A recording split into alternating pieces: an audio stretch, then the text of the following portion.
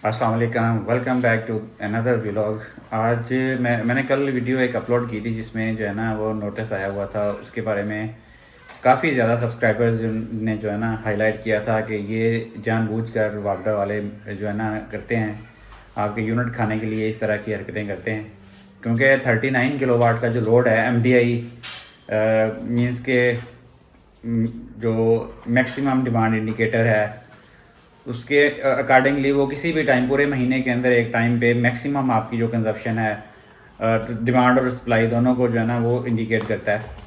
Basically मेरे घर में अगर मैं उसमें इंडस्ट्री भी लगा लूँ तो 39 किलोवाट नहीं यानी कि पूरी होती है। अगर हाँ कोई इंडस्ट्री हो हैवी लेवल की जिसमें काफ़ी ज़्यादा हैवी इलेक्ट्रिकल इक्विपमेंट्स चल रहे हो तो 39 किलोवाट की जो 1 घंटे में या आधे घंटे में या जब तक वो पूरे महीने में किसी भी टाइम पे पीक मैक्सिमम जो यूटिलाइजेशन है एनर्जी की वो 39 किलोवाट बन सकती है, जो कि इम्पॉसिबल है मेरे घर में। क्योंकि मेरे घर में मैक्सिमम 2 AC लगे हुए हैं। सारा कुछ मैं कैलकुलेट भी कर लूँ तो वो 39 किलोवाट नहीं बनता, यानी कि उससे कम ही है।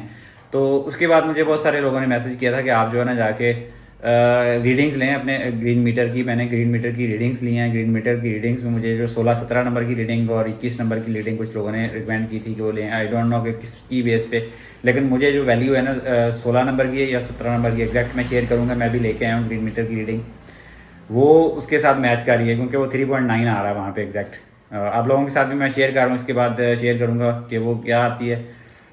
और मुझे तो यही गुमान है कि उन लोगों ने गलत रीडिंग ली है जस्ट जो है ना उसको सैंक्शन लोड को या लोड को जो एक्सटेंड करवाने के लिए। और जो अंदर की बात है वो कुछ लोगों ने मुझे ये भी बताई है कि ये जानबूझ के जिस महीने इनको पता चलता है कि उनके यूनिट जो है ना लॉसेस वगैरह अपने कवर करने के लिए बहुत सारे यूनिट हमारे जो है ना बने हुए यूनिट इनको खा जाते हैं वापडा वाले और एडजस्ट कर देते हैं। जो उनके अपने लॉसेस होते हैं या ये जो जिन लोगों को बिजली चोरी करवाते हैं उसके अंदर एडजस्ट करवा देते हैं, ये वापडा वाले जानबूझ कर खुद करते हैं। और बहुत सारे लोगों के साथ यही मसला करते हैं कि 2.9 की रीडिंग है उसको 29 कर देंगे, 3.9 की है उसको 39 कर देंगे, 4 की रीडिंग है या जैसी भी रीडिंग है ना उसको मल्टीप्लाई बाई 10 करके इसको मैक्सिमाइज कर देंगे। हालांकि कोई बंदा इन्होंने ज़रा सी अकल रखने वाला हो तो एक घर के अंदर जहाँ पे 1 या 2 AC चलते हैं उसका मैक्सिमम लोड भी लगाएं, जो कि नहीं चल रहा है आजकल, तो बिल्कुल नहीं चल रहा है। मैक्सिमम लोड भी लगाएं तो वो 39 किलोवाट कैसे हो सकता है कि आप जो है उसको इस तरीके से करके दें, लेकिन कोई पूछने वाला नहीं है। मैनुअल रीडिंग्स हैं सारी, मैनुअल रीडिंग्स में ऐसा ही करते हैं और ये जानबूझ कर करते हैं पैसे बनाने के लिए। इनको पता है कि किसी बंदे को हम तकलीफ़ देंगे वो बंदा हमारे पास डिपार्टमेंट में आएगा और डिपार्टमेंट में आ गया तो बस वो जैसे मछली को जाल फेंकते हैं ना या कुंडी लगा के उसके अंदर उसकी खुराक डाल के फेंकते हैं, ये बेसिकली वो है। हम लोग इसके बाद वापडा ऑफिस जाएंगे, वापडा ऑफिस में जाएंगे तो फिर डील करनी पड़ेगी और उसमें पैसे दे के हमें अपनी करेक्शन करवानी पड़ेगी या जो भी प्रोसीजर है वो हमें करवाना पड़ेगा। ये किसी भी गवर्नमेंट के डिपार्टमेंट के यही टैक्टिक्स हैं कि वो कस्टमर को घेर के अपने डिपार्टमेंट के अंदर लेके आएगा, लाने के बाद फिर जो है ना उससे पैसे माल बटोरेगा, ये तरीका है। और ये जानबूझ के इन्होंने लूप होल छोड़े हुए हैं, जानबूझ के सिस्टम को डिजिटलाइजेशन की तरफ हमारी गवर्नमेंट का ऊपर से लेके सब तक नीचे तक जानबूझ के डिजिटलाइजेशन की तरफ नहीं जाने दे रहे। क्योंकि अगर जाएगी सारी चीज़ें, आप इलेक्शन देख लें, इलेक्शन पूरी दुनिया में बायोमेट्रिक रेटिना आई स्कैन हो गया जिससे आप कुछ भी नहीं कर सकते, इम्पॉसिबल हो जाता है। क्यों नहीं लेने आ सकते? क्योंकि वो इलेक्शन जो है ना हमारा उसको प्रॉपर शफाफ हो जाएगा, लोगों को पता चलेगा कि मैं बायोमेट्रिक लगा के जो है ना वो वोट डाल के आया हूँ या रेटिना आई स्कैन करके मैं वोट डाल के आया हूँ, तो उसमें 2 नंबरी नहीं कर सकते। तो डिजिटलाइजेशन नहीं करेंगे क्योंकि उसके अंदर आप 2 नंबरी नहीं कर सकते और खांचे मारने के लिए आपको मैक्सिमम जो चीज़ें अवेलेबल हैं वो नहीं मार सकते। ये जानबूझ के करते हैं, ऊपर से लेके नीचे तक सब जगह पे ऐसे ही है। तो ये भी इसी की एक कड़ी है। और गवर्नमेंट डिपार्टमेंट से जो है ना डिस्कनेक्ट भी करवा दें तो हमें कौन कौन से डिपार्टमेंट से हम डिस्कनेक्ट करेंगे? सारा कुछ तो कोई बंदा नहीं कर सकता ना। तो इसलिए किसी न किसी डिपार्टमेंट का किसी न किसी टाइम पे आपको मुंह भरना पड़ता है और मुंह खोल के बड़े होते हैं। बहुत सारे लोग मुझे भाषण देने आ जाते हैं कि आप ये बातें करते हैं करप्शन की कि आप पैसे दे के ये काम करवाते हैं। भाई वैसे करवा के बताओ। कोई मुझे बंदा कोई ग्रीन मीटर जब हमने लगवाए थे उस वक्त कोई ग्रीन मीटर 6 महीनों में भी किसी ने लगवाया और बगैर पैसे दिए तो बताएं। वो उनको जितना जलील करते हैं और जितने चक्कर लगवाते हैं वो किसके पास इतना टाइम है कि वो दिल्ली जाके वापडा ऑफिस में बैठा रहे कि ये हमें मीटर लगवा दें या कुछ। वो उनकी रिक्वायरमेंट ही ऐसी बताएंगे कि आप पूरी नहीं कर सकते।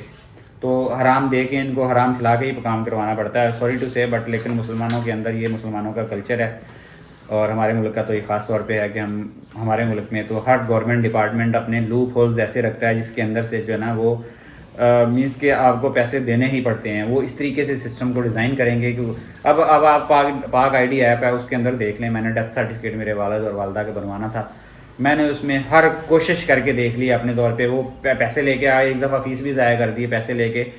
वो पैसे ज़ाया होने के बाद वो कहते हैं नॉन रिफंडेबल है, और उसमें कुछ भी नहीं होता। जाके आपको किसी ना किसी मौके पे ऐसा वो एरर दे देंगे, या वो कहेंगे नहीं, कोई ना कोई ऐसा ऑब्जेक्शन लगा देंगे कि आप नहीं कर सकते। और मैं नादरा के ऑफिस में गया हूँ, यकीन कीजिए, कल परसों मैं गया हूँ नादरा के ऑफिस में।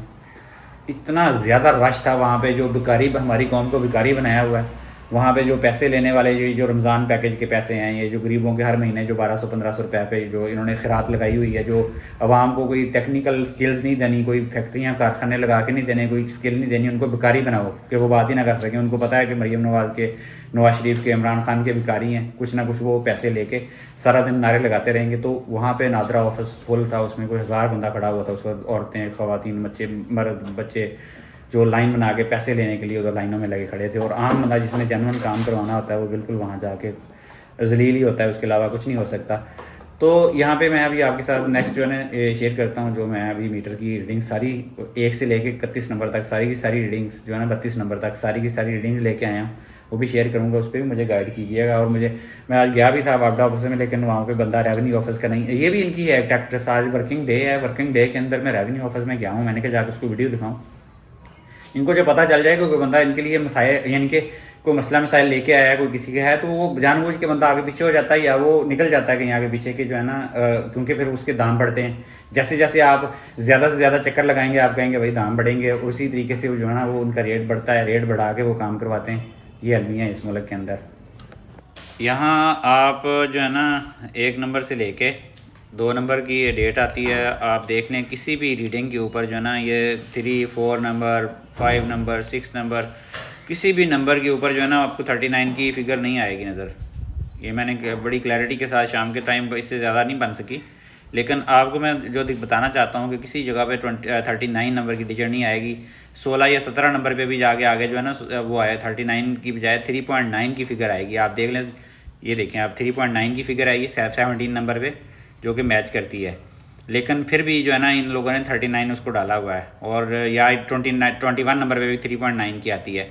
अब मैक्सिमम सारी के सारे मीटर की रीडिंग्स जो है ना इसलिए आपके साथ शेयर की हैं। मैंने कहा लोग देखें किस तरीके से ये पाकिस्तान के अंदर जो है ना लोगों को चूना लगाते हैं, और इसी चीज़ के पैसे लेते हैं। उन्होंने कहा ना हम आपका बिल ठीक करते हैं, हालांकि इसमें ख़राब कुछ भी नहीं है, लेकिन ये बिल ठीक करने के भी इस चीज़ के लोगों से पैसे लेंगे कि भाई आपका बिल ख़राब है, हम इसको ठीक करके देते हैं। बाकी बैटरीज़ के ऊपर जो मेरी बात हुई थी, काफ़ी और भी लोगों से बात हुई है, उसके मुताबिक जो मेरे भाई हैं एक बैरियटॉन के अंदर, उन्होंने रिमाइंड भी किया कल के जो है ना, मैंने कहा कि ज़्यादा रेट हाई की जो उन्होंने मुझे इसकी जो कह लें कि जस्टिफिकेशन दी है कि जो BMS है या जो चीज़ें हैं काफ़ी महंगी हैं, जो मैंने बताई थी, हो सकता है महंगी हों, क्योंकि जो अली एक्सप्रेस पे उन्होंने मुझे मेरे साथ लिंक शेयर किया था, उसके मुताबिक BMS ऑलमोस्ट 40-45,000 का एक BMS आता है। तो अभी जो है ना, जैसे मैंने लास्ट टाइम किया था, मैंने डिस्कस किया था कि मैंने कि अभी मेरा फ़िलहाल बैटरी पावर बैंक लगाने का प्लान नहीं है। तेल देखो, तेल की दार देखो, देखते हैं अभी गवर्नमेंट का ऊँट जो है किस करवट बैठता है चल के। अभी आइंदा आने वाले 1-2 महीनों में क्लियर हो जाएगा, और जाके ये भी मैंने भी लोड एक्सटेंड हो सकता है मुझे करवाना पड़े, बल्कि ऑटो पे भी हो सकता है। कुछ लोगों ने मुझे मशवरा दिया था कि ऑटो पे जो है ना आपके अगले 2-3 महीने के अंदर ये आपकी इंस्टॉलमेंट बना के उसी के अंदर से डिडक्ट कर लेंगे जो मेरा बैलेंस है ऑलरेडी। बैटरी जो है ना मुझे कुछ समझ नहीं आ रही। मैंने पोल भी एक डाला था, उसके बाद मैंने लोगों से पूछा भी था, तो कुछ लोग कह रहे हैं कि आप जो है ना एज़ ब्रांडेड ही लें, उसकी अथेंटिसिटी सबसे ज़्यादा है, क्योंकि जो लोकल मैन्युफैक्चरर है उसकी आप क्रेडिबिलिटी है। ज़ाहिर सी बात है, एक बंदे अननोन बंदे से आप ले रहे हैं, तो यहाँ तो कंपनियां बात नहीं सुनती, तो अननोन बंदे जो है ना वो आपको क्या बात सुनेंगे बाद में, अगर 1 साल बाद या 2 महीने 2 साल बाद हो सकता है वो आपको मिले भी, या को अपनी लोकेशन चेंज कर लें। पाकिस्तान में तो यही ऐसा ही हालात है। तो लेकिन सब लोग ऐसे नहीं हैं, ज़ाहिर सी बात है, ईमानदार भी होंगे, मेरा उनकी बारे में कोई भी नहीं है, लेकिन पाकिस्तान में मोस्टली लोग जो बिज़नेस करते हैं या जो इस तरह का काम करते हैं, आप उनके पास लेने जाते हैं, जो लोग 2 नंबर होते हैं उनके पास 3-4 साल के बाद आपको बंदे ही नहीं मिलेंगे कि कहाँ गए हैं। मैंने पहला AC जब मैं दुबई से आया था 2016 में, मैंने पहला AC जो है ना यहाँ पे एक लोकल शॉप से लिया था, और उसमें कुछ इश्यूज़ आए थे 1-1.5 साल के बाद। जब मैं दोबारा गया हूँ उसी शॉप के, यानी कि उस शॉप के वहाँ पे दूसरी शॉप डल चुकी थी, और जो बंदे थे वो कहते हैं हमें तो नहीं पता वो कहाँ गए हैं।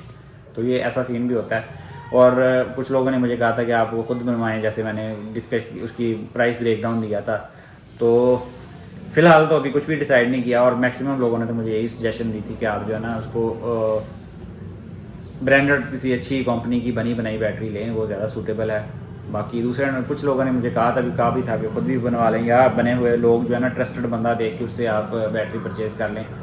अभी कश्मकश में हूँ, फाइनल मैंने कुछ भी नहीं किया अभी, ना ही अभी करना है फ़िलहाल। 6-7 महीने मैंने जैसे डिस्कस किया कि मेरा अभी कुछ क्रेडिट है गवर्नमेंट की तरफ कुछ ना कुछ, जब तक वो चलेगा तब तक चलेगा, उसके बाद ये इन्वेस्टमेंट देखेंगे।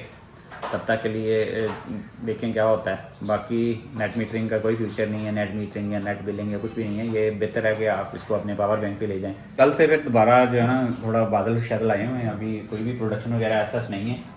और बाकी सिचुएशन ये है कि हर डिपार्टमेंट के, जैसे मैंने कहा कि PTCL का जो हाल है वो मैंने लास्ट टाइम भी बताया था, अभी भी ऐसा ही है, सेम है। तकरीबन चौथा 5वां महीना चल रहा है जब से सर्दियाँ स्टार्ट हुई हैं, उनकी बैटरियाँ ख़त्म हैं या लगाई नहीं हुई।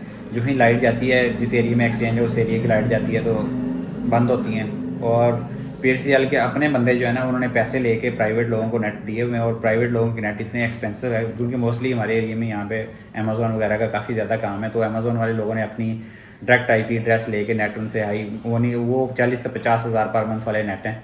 तो इतना नेट तो हम लोग तो नहीं लगाएंगे, ज़ाहिर सी बात है।